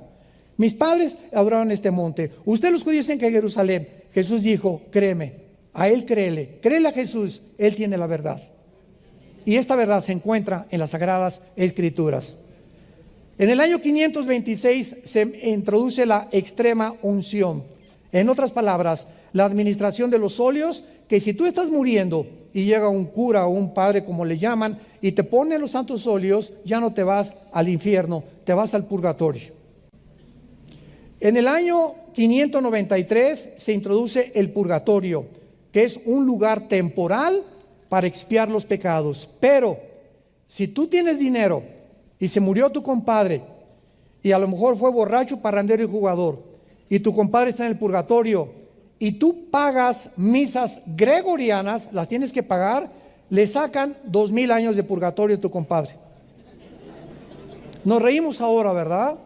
Y continúan estas doctrinas, estas herejías, continúan vigentes. Vean ustedes qué mensaje tenemos para arrebatarlas del fuego a tantas almas que con tanta ignorancia pertenecen a una religión abominable. En el año 1100 se introduce el pago por las misas a los muertos. En el año 1190, la venta de indulgencias. En el año 1215, la transubstanciación. En otras palabras, cuando yo estaba estudiando para cura, comencé a aprender latín. Y desde luego que nos comenzaban a entrenar como acólitos. Ya no se usa eso, éramos monaguillos. Y me acuerdo que cuando el padre entra a la iglesia, dice en latín, introibo al altare Dei. Yo le contestaba, adea qualifica juventudes meam. O sea, me introduzco al altar de Dios para ofrecer los sacrificios, levanta la Eucaristía por los vivos y los muertos. Y en el momento en que bajaba la Eucaristía, sacaba llaman las hostias y se las da a cada persona. Y en ese momento, esa persona se le enseña que está recibiendo a Jesucristo. Lo recibe el domingo, se le sale de lunes a viernes y se le vuelve a meter el domingo. Que le llaman ellos milagros, donde se convierte el pan y el vino en la sangre y en el cuerpo de Jesucristo, es una herejía, es una barbaridad. A Jesús lo recibimos una vez y para siempre y quedamos sellados para siempre con el Espíritu Santo. En 1229 se prohíbe leer la Biblia más que por la autoridad o Biblias con el imprimatur de alguna autoridad eclesiástica católica, bajo pena de excomunión, porque si la iglesia romana te excomulga, significa que estás condenado para siempre al infierno, por no haber sido leal a lo que la iglesia del Vaticano te enseñó. En el año 1303 se declara que fuera de Roma no hay salvación. Fuera de Roma no hay salvación. 1546 se agregan a la Biblia los libros apócrifos, que significa de origen desconocido. Entonces, si tú compras una Biblia católica y le quieres testificar a un católico, no hay ningún problema, porque tienen Timoteo, tienen Juan, etcétera, etcétera. Tienen la suficiente luz para mostrarles el camino a Cristo, pero tienen agregados Tobías, Sabiduría, Primera y Segunda de Macabeos, que son históricos, etcétera, etcétera, que no están considerados cuando se cierra el canon de las Sagradas Escrituras en el primer siglo de la época cristiana. En 1634 se promulga el proceso de la canonización, o sea, solo el Papa puede decir quién es y quién no es santo. En otras palabras, se muere San Clodomiro, y entonces después de que muera San Clodomiro o la Madre Teresa o cualquier persona, se investiga si han hecho milagros. Y si hay algún milagro que se pueda testificar que la mayoría son falsos, entonces la Iglesia Católica declara que esa persona se le canoniza o se le beatifica, se le nombra santo y forma parte de los santos de la Iglesia de Roma. Si tú lees todas las cartas del Nuevo Testamento, Filipenses, Gálatas, Colosenses, 1 Timoteo, comienzan a los santos de Filipos, a los santos de Corinto, a los santos de Efesio. En la Biblia ya se nos llama, y está en la Biblia católica, se nos llama santos en vida. Porque la palabra santo viene del hebreo, viene agios, y de la palabra kadosh en el hebreo, que significa separado. No significa que seamos buenos. Ay, sí, muy santito, ¿verdad? Y cree que la palabra santo es que ya seamos muy buenos, y no lo somos. Somos pecadores perdonados nada más, pero somos apartados para el servicio de Dios. Es lo que significa la palabra santo. Qué barbaridad que la Iglesia dictamine quién es santo y quién no es santo. 1860 se declara que el Papa, cuando habla, es infalible. Esto significa que el Papa no comete errores en sus encíclicas, y que cuando él habla es Dios hablando a través de él. Y sin embargo, el Papa que viene después del otro Papa dice lo contrario a lo que el antiguo Papa dio. Y la pregunta es, ¿quién de los papas decía la verdad? Qué increíble, ¿verdad? Todo esto, seguimos una línea lógica elemental y decimos, ¿cómo es posible que yo haya llegado a creer eso? Y eso es lo que crecimos casi todos en Latinoamérica. 1965 se declara María la madre de la Iglesia y la madre de Dios. Es que si Jesús es Dios, sí, pues María es su madre. ¿Sabes una cosa? María es madre del Hijo de Dios, de la humanidad de Dios, de Jesucristo. Jesucristo era 100% humano y 100% divino. Entonces María fue en su vientre el que pudo albergar a esa célula, ¿verdad?, donde creció Jesucristo. Pero Dios no puede tener mamá porque sería diosa por el amor de Dios. Esto en filosofía sería completamente insostenible. ¿Cómo que una mujer puede ser la mamá de Dios? En el año 2000, Juan Pablo II, tu padrino,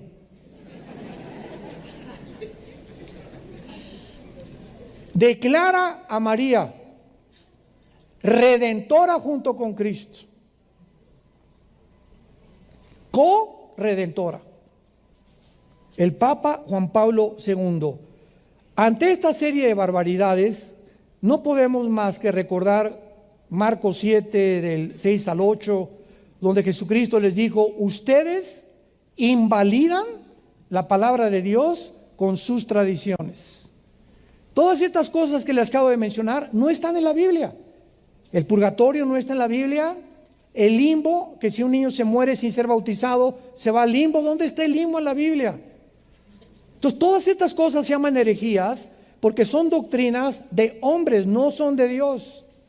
Y cuando venimos a la Biblia, yo me acuerdo cuando me convertí, caí de rodillas y grité: he sido engañado, hemos sido engañados. Tenía un coraje contra la religión, porque yo no podía ligar a Jesús con la religión.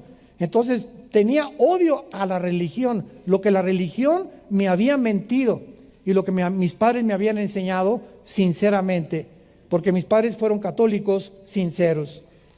Después de todas estas cosas viene la Inquisición.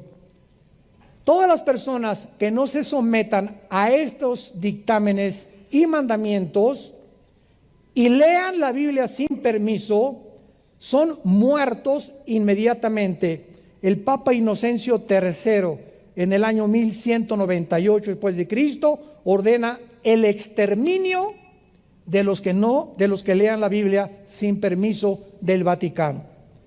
Comienza Roma con este mandamiento, comienzan a confiscar los bienes materiales de los que leían la Biblia y pasaban a ser propiedad del Vaticano. Francia, España, Italia, Alemania y los Países Bajos sufrieron los horrores de estos crímenes realizados en el nombre de Dios. Ahora que los 19 musulmanes radicales, el 11 de septiembre del 2001 de nuestro siglo, se fueron contra las Torres Gemelas de Nueva York y mataron a más de 3,000 personas, otro contra el Pentágono. ¿Saben ustedes lo que los ateos, tuve debate con 2 ateos en el año 2005-2006 en la televisión y en el radio? ¿Saben ustedes los argumentos que usaron? Es que usted, ¿qué nos viene a decir? La religión ha hecho más daño que el ateísmo, que Stalin, que Marx, que Hitler, que Saddam Hussein, etcétera, etcétera. Miren nada más lo que es la religión. 19 locos en el nombre de Alá se van y matan a la gente. Le dije, usted lo acaba de decir, esa es la religión, eso no es el cristianismo. Y estoy de acuerdo con usted, las religiones, como dijeron, es el opio de los pueblos, porque las religiones no salvan. Para eso vino Jesús. Yo soy el camino, dijo Jesús. Yo soy la verdad y yo soy la vida. Entonces vean lo que los mismos ateos usan y esgrimen para atacarnos a nosotros, diciendo que las religiones y también la Inquisición, que mandaron matar judíos y mandaron matar homosexuales y negritos y gitanos porque no se sujetaban al Vaticano. Eso es lo que hace la religión, es el opio de los pueblos. Yo les dije amén. Imagínense la cara con la que me veían, ¿verdad? ¿Cómo que amén? ¿Cómo? Sí, porque yo estoy de acuerdo con ustedes. Yo no vengo a compartir una religión, ni usted tiene una ignorancia tan grande. Elige un ateo que tenía 3 doctorados en ciencias políticas y de filosofía. Le digo, usted es tan ignorante que antes de discutir conmigo, conozca lo que la Biblia dice. Yo conozco sus bases filosóficas, pero si usted conociera la Biblia y lo que es la diferencia entre la religión y el cristianismo, no estaría hablando la sarta de marihuanadas que habla. Ante esta situación, imagínense ustedes nada más, tan terrible en Europa, se levantan hombres llenos del Espíritu Santo. Dios siempre ha tenido testimonios. Petrarca, 1304, siglo XII y XIII, gran caudillo del Renacimiento, se para enfrente del Vaticano y le grita a los papas: cueva de ladrones, hijos del diablo. A Petrarca lo cuelgan y lo ahorcan en Venecia y lo condenan a muerte. Juan Wycliffe, 1324, profesor de la Universidad de Oxford, Inglaterra, predica contra la tiranía del Vaticano, del clero. Se opone a los papas, a los cardenales, a los monjes, a los monasterios, y defendiendo el derecho del pueblo a leer la Biblia. Juan Hus, 1415, rector de la Universidad de Praga, discípulo de Wycliffe, predicador intrépido, ataca los vicios de los papas. En aquel tiempo los papas eran homosexuales, los ordenaban a los 12 años, 3 o 4 papas matan a su familia. Dice, ¿cómo es posible que estos hombres se estén atreviendo a decir que son los representantes de Dios? Giacomo Savonarola, 1498 después de Cristo, originario de Florencia, Italia, denunciaba como un profeta hebreo el sensualismo, los vicios y los pecados del Vaticano. De forma milagrosa, la ciudad de Roma estuvo a punto de reformarse, pero el Papa Alejandro VI lo quiso callar haciéndolo cardenal.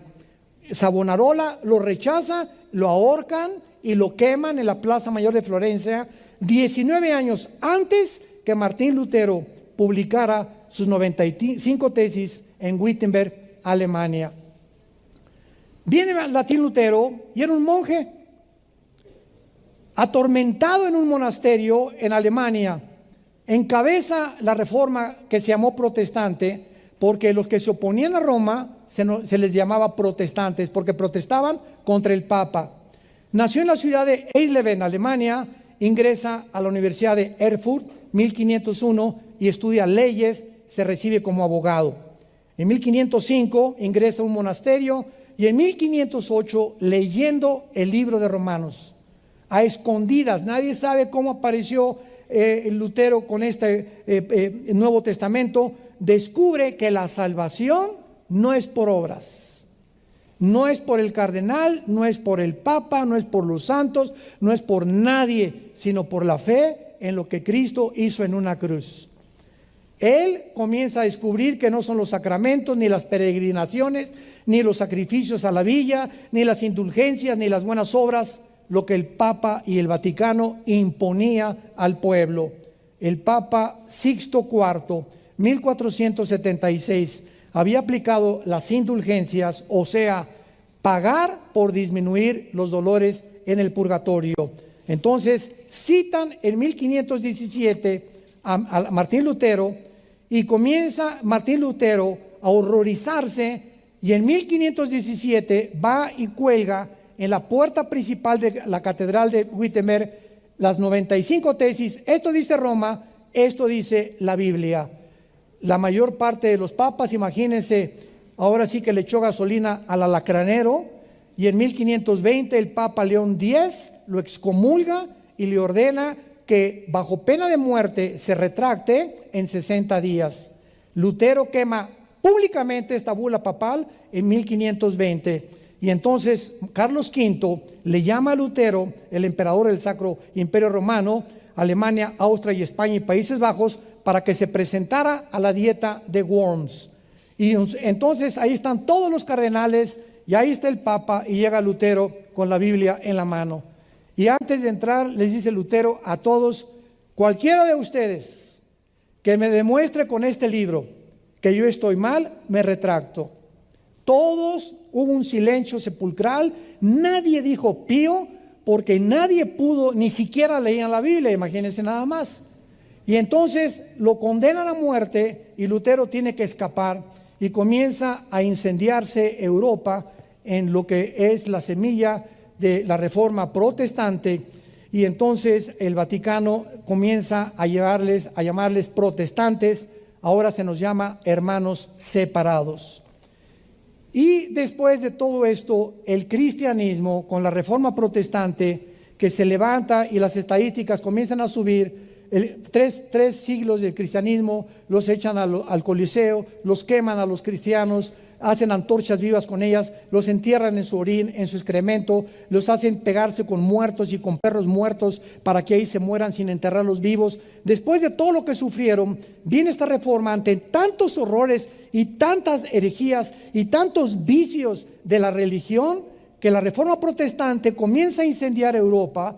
Y entonces por primera vez viene la llegada del cristianismo, desgraciadamente, no a Tlacomulco, ni siquiera a México, ni a Guatemala, ni a El Salvador, ni a Nicaragua. El cristianismo llegan porque Inglaterra es la primera nación que se opone a todo lo que el Vaticano, se rebela contra el Vaticano, y los cristianos de Inglaterra emigran y desembarcan en el año 1605 en el puerto de Rhode Island, en el estado de Virginia, Estados Unidos de Norteamérica. Y cuando desembarcan, los que venían huyendo de la persecución del Vaticano llegan a América con nuestros primos del norte con la Biblia en la mano. Y ahí viene la historia y la serie de televisión de los peregrinos y los fundadores. Y entonces Estados Unidos de Norteamérica es la única nación después de Israel en el mundo y en la historia, la única nación que ha sido fundada con los principios de la Biblia.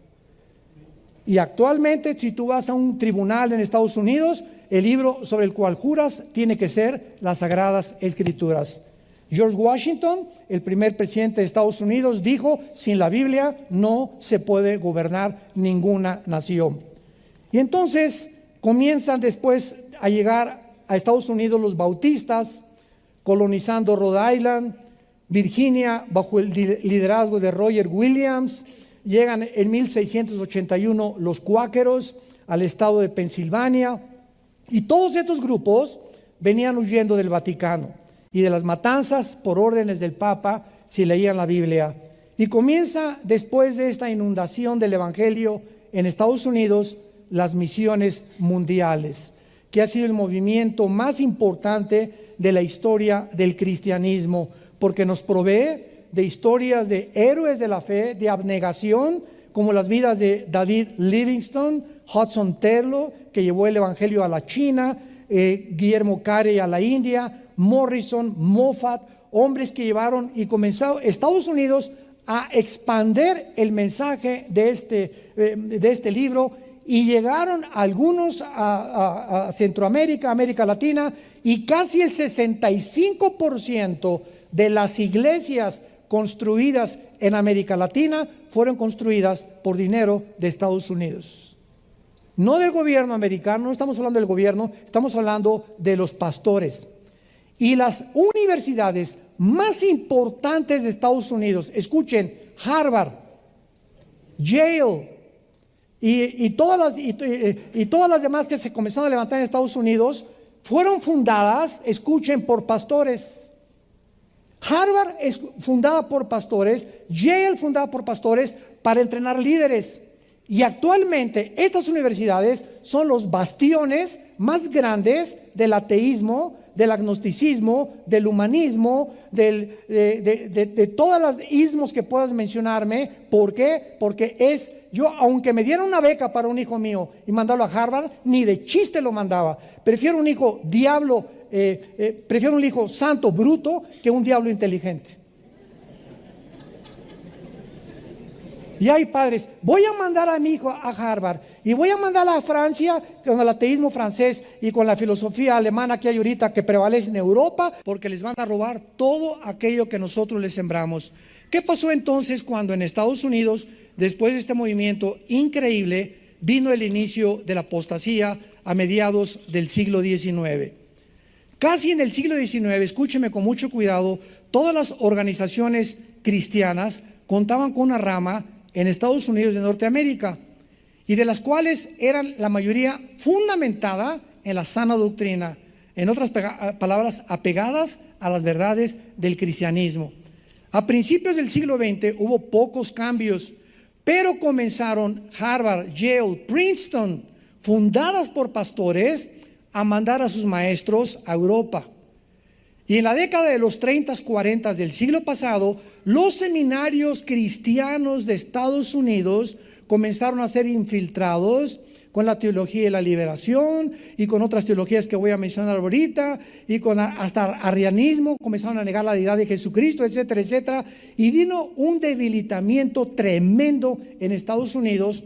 Y actualmente nosotros que vivimos en Dallas, Texas, desde hace 13 años y que visitamos muchas universidades, mi esposa y yo con nuestros hijos, las universidades que creíamos nosotros que nuestros hijos podían estudiar ahí, cuando entramos a ellas nos damos cuenta, las maestras con shorts hasta por acá. Un relajamiento de la moral tremendo. Platicando con los maestros de filosofía, eran humanistas, no creían ni siquiera en la inspiración de la Biblia. 4 universidades cristianas en Texas que mi esposa y yo visitamos, pudimos convencernos que habían apostatado. Y ahora así se encuentra la situación. Y quiero rápidamente mencionarles cuáles son los fundamentos de la palabra de Dios, la inspiración de la Biblia. Si tú crees que la Biblia es inspirada por Dios y que los originales son los inspirados por Dios. Por eso hay que la Biblia Nueva Versión Internacional, la Biblia Valera 1960, que es la que yo tengo, la de 1909, y todas las Biblias que encontramos nosotros. ¿Por qué varían? Simplemente porque el lenguaje varía. Y por ejemplo en México decimos qué padre sol. Imagínense en inglés what father son. Si yo la quisiera traducir ese barbarismo al inglés, no cuadra. Porque lo que a nosotros es un chiste, en inglés es otro. Aquí decimos, pásame el popote para tomar un refresco. En Guatemala, pásame la pajilla. En Colombia, pásame el cervatillo. Y así varía. Por eso cuando me preguntaron cuántos idiomas hablaba yo, les dije que hablaba 5 idiomas. Costarricense, paraguayo, salvadoreño, mexicano, ¿verdad? Porque en Sudamérica hablamos aquí hasta argentino, ¿verdad?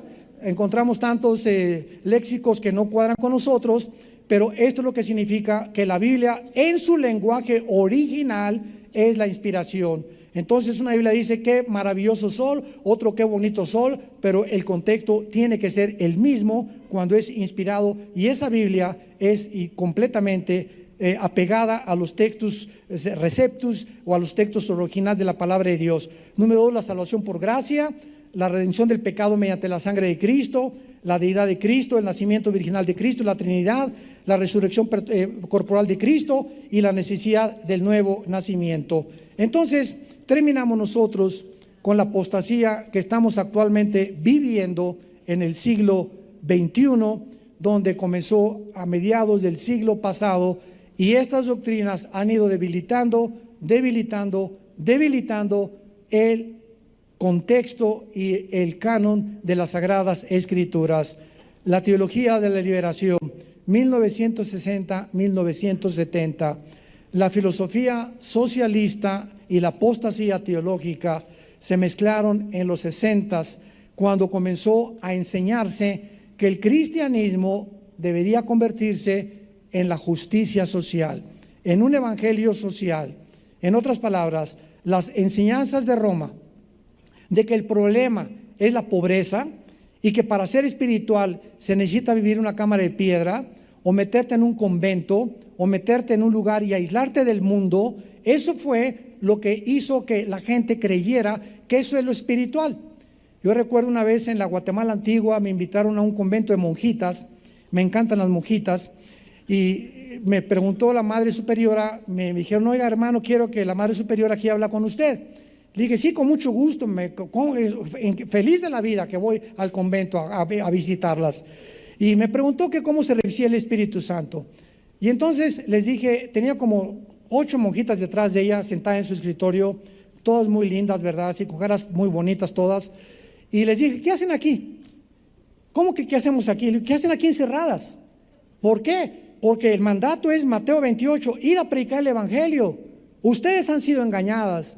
¿Cómo van a ganar a la gente? Encerrarse en un convento.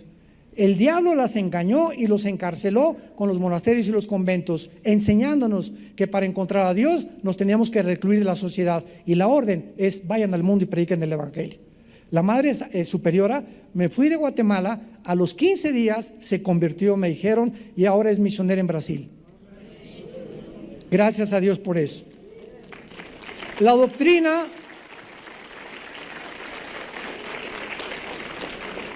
la iglesia tiene una obligación que es el evangelismo, el discipulado y las misiones.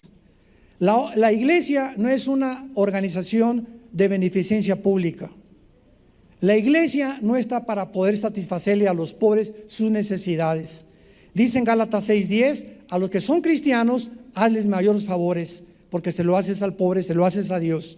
Pero la iglesia tiene la obligación de predicar, discipular y mandar misioneros. Y cuando la iglesia se involucra en obras sociales, en prioridad a la evangelización y al discipulado, ha abandonado la doctrina de la palabra de Dios. Este es uno de los errores más grandes que actualmente se están calificando con la terminología de la justicia social. En segundo lugar, entró la doctrina de la prosperidad. Los católicos enseñan que para ser pobre eres espiritual, válgame Dios, y ahora entra el cristianismo que para ser espiritual tienes que ser rico. Y comienza a propagarse por la televisión y por diferentes medios la famosa teología de la prosperidad. En otras palabras, que Dios quiere bendecir a sus hijos. Y si no tienes 500 personas en tu iglesia, y si no es una iglesia con candeleros franceses y con alfombras persas, y si no tienes aire acondicionado, tú no eres un pastor de éxito. Porque las mega iglesias que tienen esto hacen competencia con los que no están, y los que tienen mega iglesia son realmente los que son bendecidos por Dios. Dios mío, Apocalipsis 2:9, la iglesia de Esmirna, tú eres pobre, pero no eres pobre, eres rico. Y cuando enseñamos que para ser espiritual no puedes ser pobre, nos damos cuenta que es un evangelio antibíblico.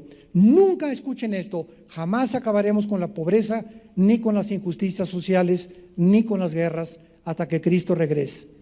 Así que el cristiano no es pacifista en el sentido de hacer desfiles y vamos a orar por la paz y que no haya guerra. Esto es antibíblico. Estas manifestaciones de pacifismo enarbolando el cristianismo, están completamente equivocados. En tercer lugar, la infiltración del misticismo en los 70s con el famoso revolución del carismatismo. ¿Qué comenzó a pasar?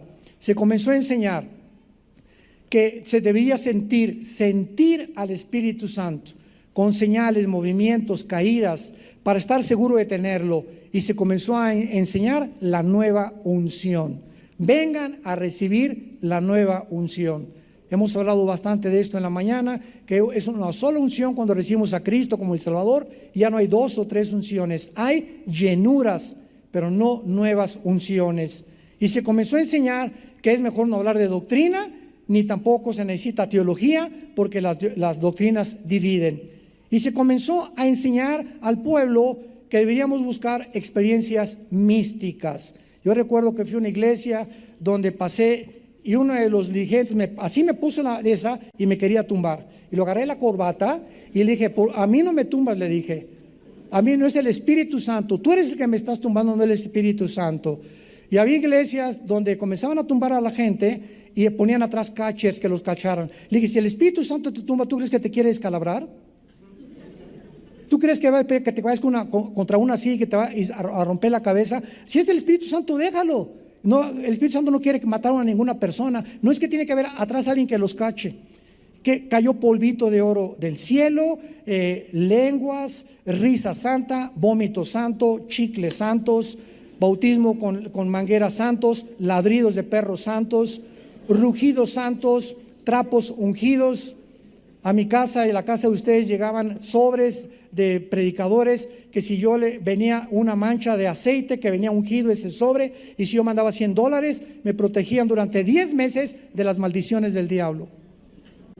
Increíble, y la gente lo hace y lo sigue creyendo. Y finalmente cobrar por predicar y el ecumenismo.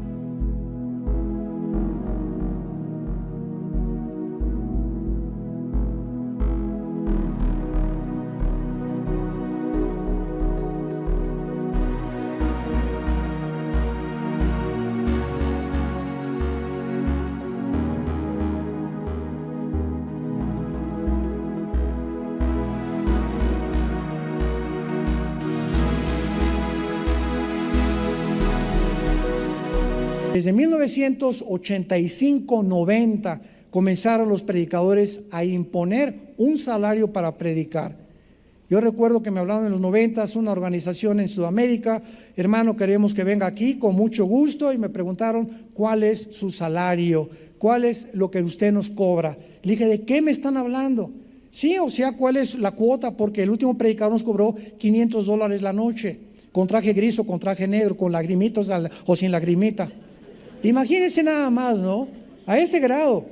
Y les dije, hermanos, miren, si voy a orar, y si el Espíritu Santo me quiere llevar, lo único que les pido, páguenme mi avión y mis viáticos. Si me quieren dar una ofrenda, démela. Si no me quieren dar una ofrenda, no me la den, porque mi provisión viene de arriba, no viene de ustedes. Yo no dependo de ustedes. Y si voy es para servir a Dios, no voy para lo que me vayan a dar. Pero es increíble cómo ahora, y se los digo a los pastores, si una persona te cobra o te pone un salario, nunca lo vuelvas a invitar a tu iglesia, porque son mercenarios del evangelio. Ellos no son predicadores del evangelio. Y el ecumenismo es la organización que el Papa quiere ahorita, Francisco, unir a todas las iglesias del mundo bajo el paraguas del Vaticano. Y miles de pastores están yendo al Vaticano a hincarse delante del Papa. Pastores